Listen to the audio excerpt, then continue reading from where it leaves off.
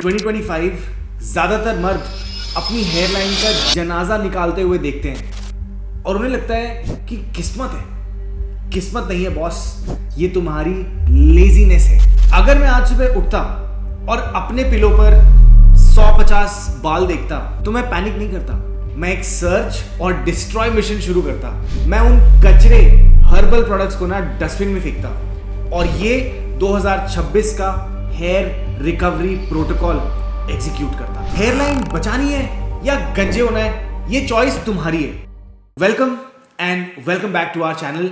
अगर तुम इस चैनल पर नए हो तो मैं इस चैनल पर बहुत सारी बातें करता हूं, specially on things like personal grooming. कैसे आप अपने स्टाइल को बेटर कर सकते हो, बेस्ट प्रोडक्ट्स कौन से हैं और एक एवरेज मैन से अल्फा कैसे बन सकते हो। अगर तुम रेडी हो, आज इस वीडियो में मैं हेयर फॉल के बारे में बात करने वाला हूं। सबसे पहले देखते हैं कि हेयर लॉस होता क्यों है और एक मिथ तोड़ के मैं इस वीडियो की शुरुआत करने वाला हूं। हेयर फॉल सिर्फ जेनेटिक्स की वजह से होता है, गलत।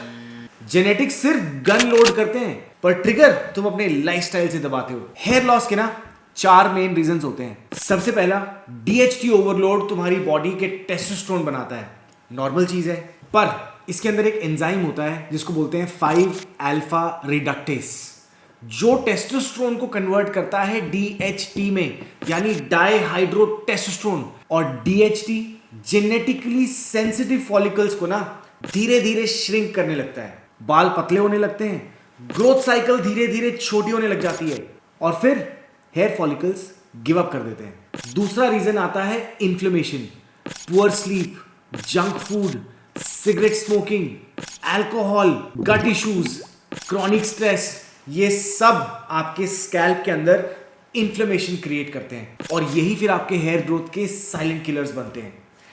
तीसरी प्रॉब्लम आती है poor blood flow and nutrients, यानी आप मूवमेंट नहीं कर रहे हो अपनी लाइफ के अंदर, बहुत ही सेडेंटरी लाइफस्टाइल जी रहे हो, आपकी लाइफ में बहुत ज़्यादा हाई स्ट्रेस है और इन सब रीजंस की वजह से आपके स्कैल्प तक ऑक्सीजन और न्यूट्रिएंट्स ही नहीं पहुंच रहे हैं। चौथा रीजन है आपकी निग्लेक्ट और मिस इन्फॉर्मेशन। कोई भी रैंडम ऑयल उठा के लगा लेना, हर्बल टॉनिक्स जो आप लगा रहे हो अपने बालों के अंदर, नेचुरल है तो सेफ ही होगा ना, ये माइंडसेट लेके अगर आप चल रहे हो तो प्रॉब्लम होनी निश्चित है बॉस। हेयर साइंस इमोशन से नहीं, बायोलॉजी से चलती है। अगर तुम अब भी यही मानते हो तो प्लीज यहीं पे रुक जाओ। ऑयल से हेयर आ जाएगा, शैम्पू हेयर फॉल कंट्रोल कर लेता है। अनियन जूस, यार वो सुना था ना, ऐड में आया था, मिरेकल है भाई, वो लगा लेते हैं। यार नेचुरल चीजों का ना कोई साइड इफेक्ट नहीं होता, ये यूज करा कर। इस तरह की राय सुन रहे हो अपने दोस्तों से, थोड़ा साइंस के बारे में भी सोच लेते हैं। लेट्स सी कि साइंस क्या कहती है।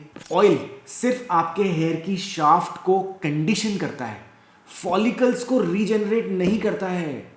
शैम्पू कोई भी लगा लो आप, कितनी देर लगता है भाई, आधा 1 मिनट, दैट्स इट। शैम्पू हेयर नहीं गिराता।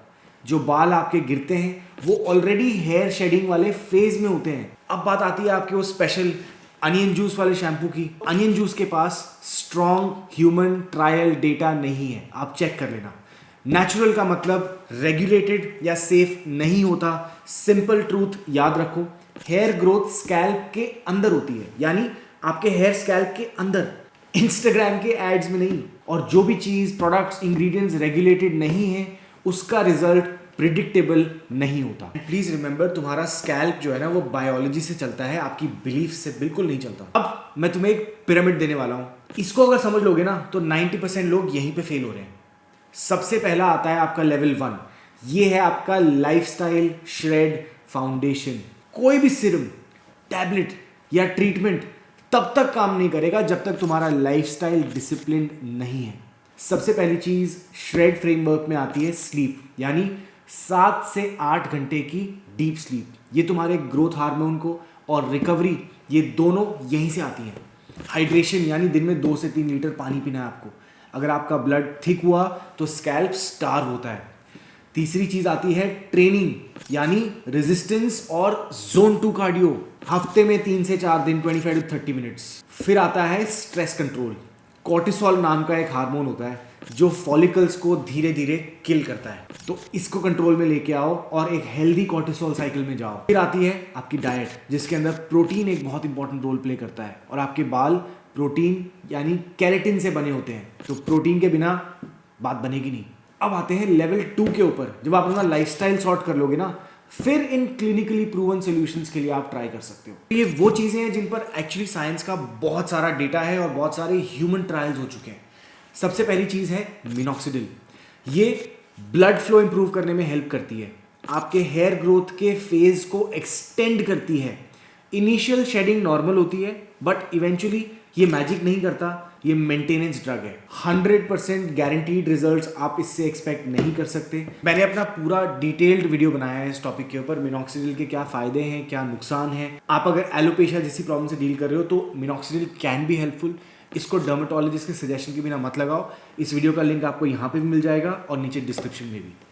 फिर आता है फिनेस्टराइड। ये सबसे मिसअंडरस्टूड है, तो मैं आपको सीधा और सिंपल बताने वाला हूँ उसके बारे में। फिनेस्टराइड जो मैंने आपको शुरू में बताया था, 5 अल्फा रिडक्टेस एंजाइम जो होता है, इसको ब्लॉक करता है। मतलब टेस्टोस्टेरोन का DHT में कन्वर्ट होना कम कर देता है। और DHT जब 60 to 70% रिड्यूस होता है ना, DHT बेसिकली 60 से 70% तक रिड्यूस हो सकता है, और ये सिर्फ डॉक्टर से प्रिस्क्राइब करने के बाद ही मिल सकता है। ये आपके जेनेटिक हेयर लॉस को भी स्लो डाउन कर सकता है। यार इसके काफी सारे साइड इफेक्ट्स भी होते हैं, so please do your own research and understand what you are consuming and putting inside your body. Mostly dose और मिसयूज रिलेटेड देखे गए हैं ये। इसके जो साइड इफेक्ट्स है ना, ये ज्यादातर रिवर्सिबल भी होते हैं। तो सच यही है कि फिनेस्टराइड विलन नहीं है, इररिस्पॉन्सिबल यूजेज वो विलन है असली। हाईली रेकमेंड कि डॉक्टर्स और डर्मेटोलॉजिस्ट के बिना एक्सपेरिमेंटेशन मत करो अपने ऊपर। अब कुछ नेचुरल DHT ब्लॉकर्स भी होते हैं, जैसे सॉ पामलेटो एक्सट्रैक्ट जो होते हैं। इसके अंदर के जो इंग्रेडिएंट्स हैं वो आपको माइल्ड हेल्प कर सकते हैं, पर फार्मा ग्रेड प्रिडिक्टेबिलिटी की नहीं होती। अब आता है तीसरा लेवल। ये आपके एडवांस्ड ऑप्शंस हैं और ये उनके लिए जो बहुत सीरियस हैं। इसमें पहला ऑप्शन आता है PRP, यानी प्लेटलेट रिच प्लाज्मा। काफ़ी सारी चीज़ें इसके अंदर मैटर करती हैं। ग्रोथ फैक्टर्स क्या हैं, आप अपनी डेंसिटी इंप्रूव करना चाहते हो। अर्ली स्टेजेस में ना बेस्ट चीज़ें जो काम करती हैं वो है माइक्रो नीडलिंग और डर्मा रोलिंग। ये क्या करती हैं, ये कंट्रोल्ड इंजरी क्रिएट करती हैं आपकी हेयर फॉलिकल्स के अंदर, ताकि जो आपके डॉर्मेंट फॉलिकल्स हैं वो एक्टिवेट हो सके। टॉपिकल एब्जॉर्प्शन को बढ़ाने के लिए और बेटर करने के लिए किया जाता है इसको।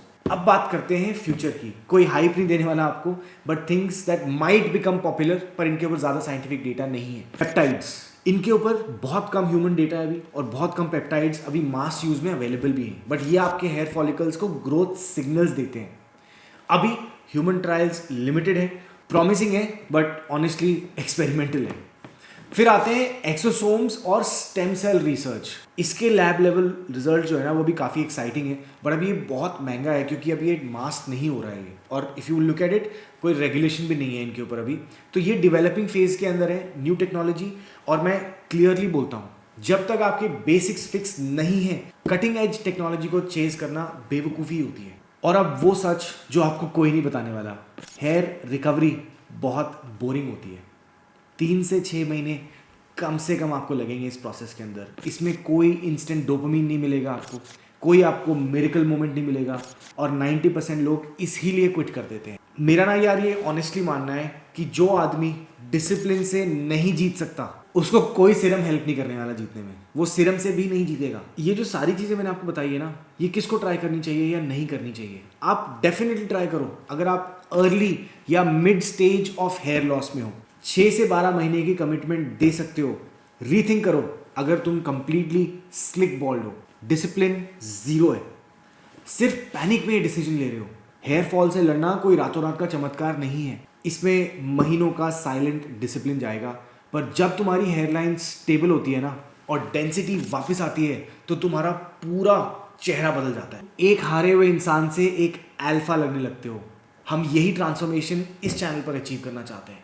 बट एक रियलिटी चेक देता हूँ, 93.8% of the guys who are watching my videos, आप सब्सक्राइब ही नहीं करते हो यार। तो एक छोटा सा फेवर करो, एक नीचे लाल रंग का बटन है जिस पे सब्सक्राइब रखा है, उसको दबा दो बस। हमें आपसे इतना ही चाहिए। And our goal is to hit 100,000 अल्फाज। इनकी आर्मी जल्दी से बन जाए, जो एक्सक्यूजेस ना देते हो और जो रियल रिजल्ट्स चेज करना चाहते हैं। अगर तुम वाकई में अपने लुक और अपनी लाइफ को लेकर सीरियस हो, तो अभी सब्सक्राइब का बटन दबाओ और इस मिशन का हिस्सा बनो। और मुझे कमेंट में आके जरूर बताओ कि अगर तुम आज से ये प्रोटोकॉल शुरू कर रहे हो, तो डेफिनेटली कमेंट श्रेड नीचे। और नेक्स्ट वीडियो में मैं तुम्हें मिलता हूं जिसमें मैंने श्रेड फ्रेमवर्क को बहुत ही डेप्थ में बताया है। इसको अपनी लाइफ में अगर तुमने डाल लिया ना यार, तुम्हारी लाइफ में 99% प्रॉब्लम्स गायब हो जाएंगी. So that's it for this video and remember, life is more fun when you are at the top of your game.